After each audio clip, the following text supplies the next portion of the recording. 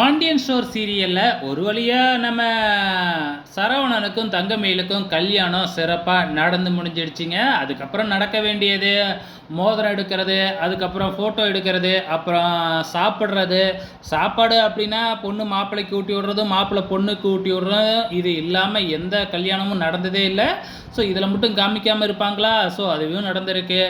அதுக்கப்புறம் என்ன நடக்குது?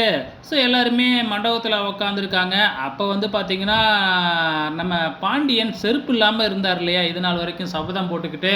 ஸோ கல்யாணம் தான் முடிஞ்சிடுச்சு இல்லையா, அதுக்கப்புறம் நம்ம பழனி போயிட்டு செருப்பை எடுத்துக்கிட்டு வந்து பாண்டியன்கிட்ட கொடுத்து, அதான் கல்யாணம் முடிஞ்சிடுச்சுல செருப்பை போட்டுக்குங்க அப்படின்னு சொல்லி கொடுக்குறாங்க. ஸோ இதெல்லாம் பார்க்குற தங்கமயில் குடும்பம் என்ன வித்தியாசமாக இருக்குது, ஏன் சம்மந்தி இது வரைக்கும் நீங்கள் செருப்பே போடலையா அப்படின்னு சொல்லி கேட்குறாங்க. அதுக்கப்புறம் தான் சரவணன் கல்யாணம் நடக்கிற வரைக்கும் நான் செருப்பு போட மாட்டேன்னு சபதம் போட்டிருந்தேன் அப்படிங்கிற விஷயத்தையே சொல்கிறாங்க.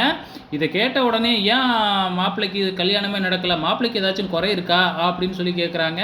உடனே ராஜி, குறையெல்லாம் எங்கள் மாமாவுக்கு இல்லை, எங்கள் குடும்பம் தான் வந்து எந்த விழாவும் இங்கே நடக்கக்கூடாதுன்னு சதி பண்ணிக்கிட்டே இருந்தாங்க.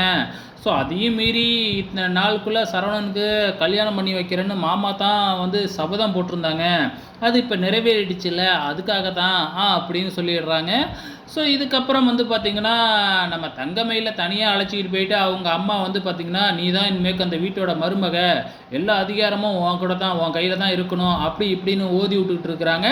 ஸோ அதுக்கப்புறம் கல்யாணம் முடிஞ்சிடுச்சு. இப்போ வீட்டுக்கு போகணும் இல்லையா, நம்ம ராஜி, மீனா, கதிர் இவங்க 3 பேரை மட்டும் முதல்லையே வீட்டுக்கு அனுப்பி வைக்கிறாங்க. ஏன்னா பொண்ணு வரும்போது வீடு சாத்தி இருக்கக்கூடாது இல்லையா, அது மட்டும் இல்லாமல் ஆரத்தி எடுக்கிறதுக்கெலாம் ரெடி பண்ணணும் இல்லையா, இதனால் 3 பேர்த்தையுமே முன்னாடி அனுப்பி வைக்கிறாங்க. ஸோ வெயிட் பண்ணி பார்க்கலாம் நாளைக்கு என்ன நடக்க போகுதுன்னு.